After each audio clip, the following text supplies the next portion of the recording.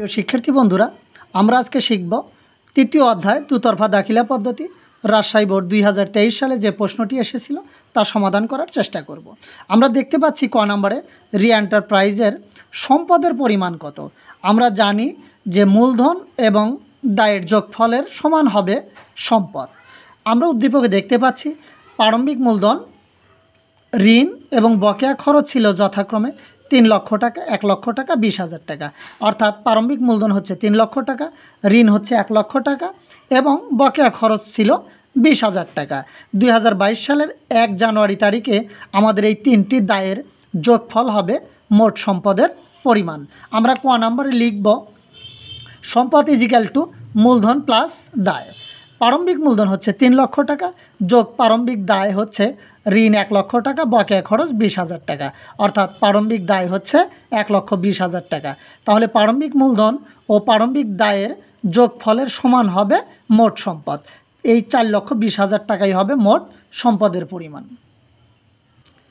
খ নং প্রশ্নে আমরা দেখতে পাচ্ছি উক্ত প্রতিষ্ঠানের সমাপনী মূলধন নির্ণয় করো। 31শে ডিসেম্বর 2022 সালের সম্পদ ও দায়ের তথ্য নিম্নরূপ। অর্থাৎ 31শে ডিসেম্বর 2022 সালের তথ্যগুলো যে নিচে দেওয়া রয়েছে এই তথ্যগুলোর মধ্যেই সমাপনী সম্পদ এবং সমাপনী দায় রয়েছে। আমরা সমাপনী সম্পদ এবং সমাপনী দায় চিহ্নিত করব। সমাপনী দায় এবং সমাপনী সম্পদের পার্থক্যই হচ্ছে সমাপনী মূলধন।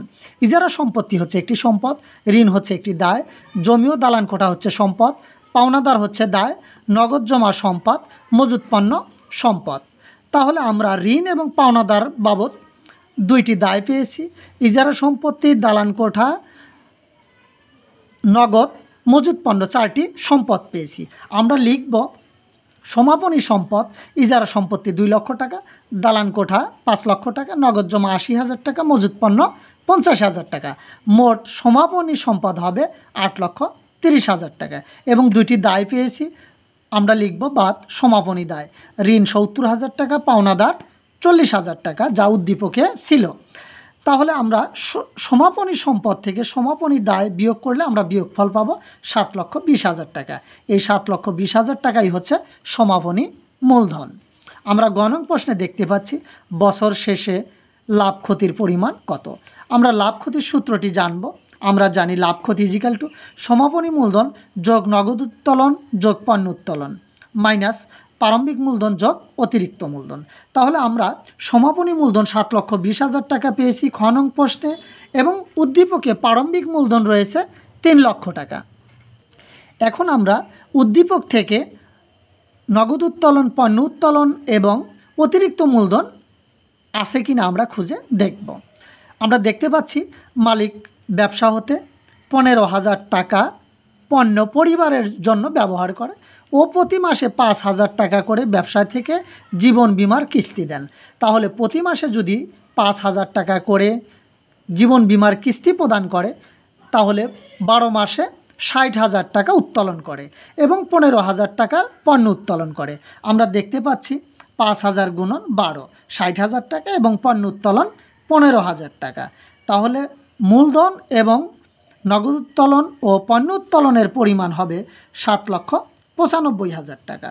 আমরা প্রারম্ভিক মূলধন পেয়েছি উদ্দীপকে 3 লক্ষ টাকা। এখন আমরা দেখব অতিরিক্ত মূলধন কত টাকা রয়েছে।